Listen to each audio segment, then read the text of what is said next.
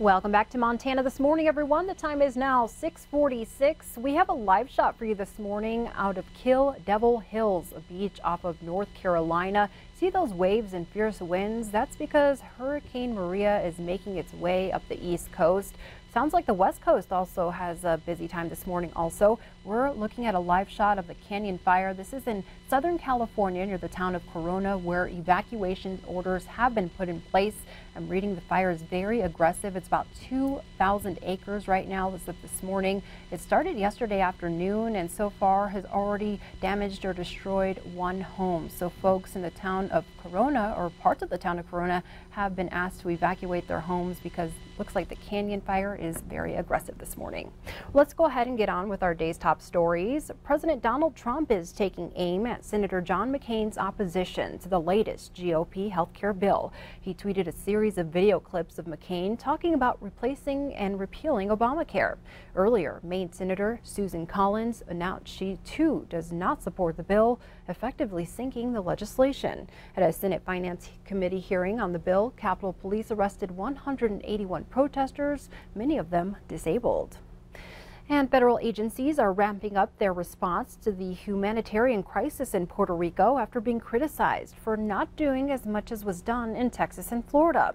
Hurricane Maria hit the Caribbean island as a Category 4 storm 5 days ago. Many of the more than 3.4 million U.S. citizens in the territory still do not have enough food, water, or fuel.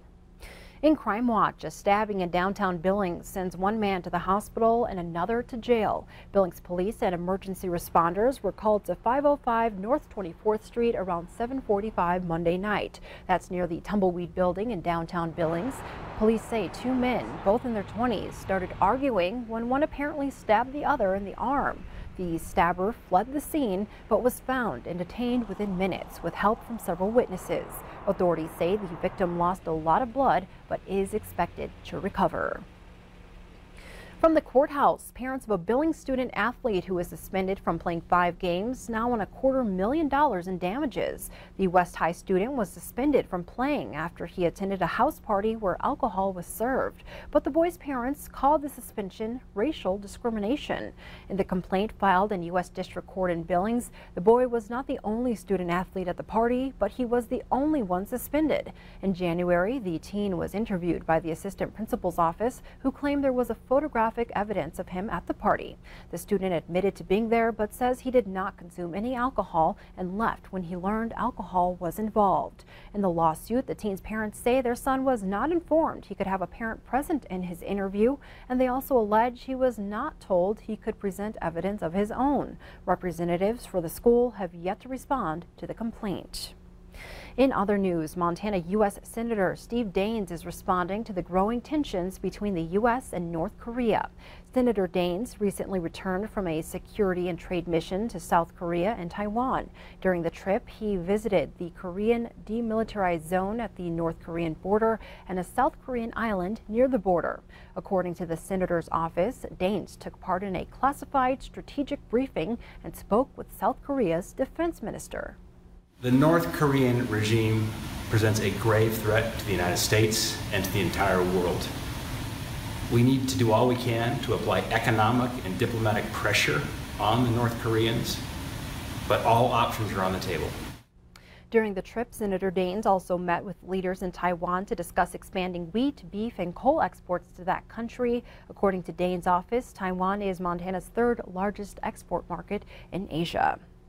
Elsewhere, a Three Forks fire chief killed in the line of duty will be among 95 fallen firefighters honored nationally this year. Chief Todd Rummel is the only Montana firefighter to be featured at this year's National Fallen Firefighters Memorial Service. On June 20th, 2014, Chief Rummel was returning to Three Forks with a recently repaired fire truck when the vehicle crashed into a pickup on Highway 12 east of Helena.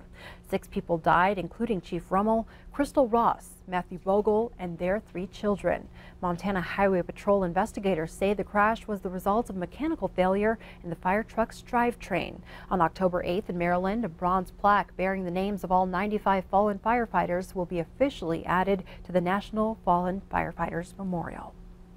Back here in Billings, the City Council's recent decision to keep the ban on pigs as pets within city limits is now forcing a couple to move out of the city limits. Hamlet, an 8-year-old pot-bellied pig, has lived with Elizabeth Roger as a therapy animal. The city sent 2 notices to Rogers on Friday and Saturday requiring the pig be removed in 7 days. On top of that, the property management has given her a 30-day notice to leave. Rogers says Hamlet has helped her with anxiety and is a certified therapy animal. It's not an option to just get rid of him at this point. He's never known any other life. I think for the most part, the people that are really invested and dedicated to having pigs as members of their family are invested in their health and well-being and are sure to care for them accordingly. Q2 has reached out to Animal Control for comment on this case and to find out how many other notices have been issued since the council's decision earlier this month.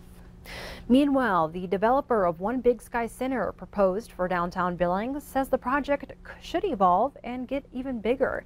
On Monday night, Hamas Company provided city council members an update on the market analysis that's underway. Despite interest and letters of intent from companies hoping to occupy the space, Hamas says a prominent anchor is needed to make the project successful. The company will present its updated development plan to the city in November. Well, it's National Banned Books Week, and the Billings Public Library Foundation is raising awareness through a scavenger hunt. More than 300 books have been banned at one time, including Stephen King novels and The Hunger Games. Reasons for these bans include everything from sexual innuendo to violence to lack of family values. Participants in the scavenger hunt must find the 5 banned books and take a photo with each. The goal is to draw awareness to the freedom of reading and help us unite with others despite our differences.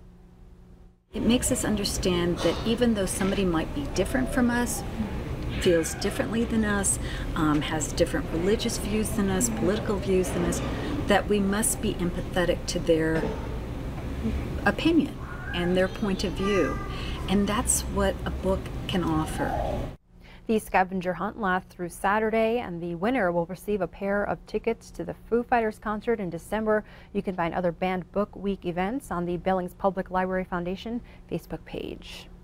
Our last story for this Tuesday, students and staff at MSU Billings found an interesting way to talk about sex health education.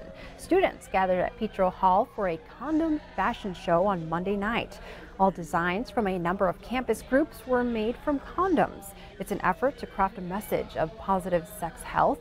The event isn't a new idea, but one that is a first for the Billings campus and event organizers. They say it's a great way to start the conversation. This kind of event really puts a fun twist on it, low pressure environment that just opens the floor to have these conversations about sex and relationships and getting consent before engaging in sexual activity. So while this can be considered really out there type of event, I think putting a fun twist on it like this really opens a lot of doors to have healthy conversations.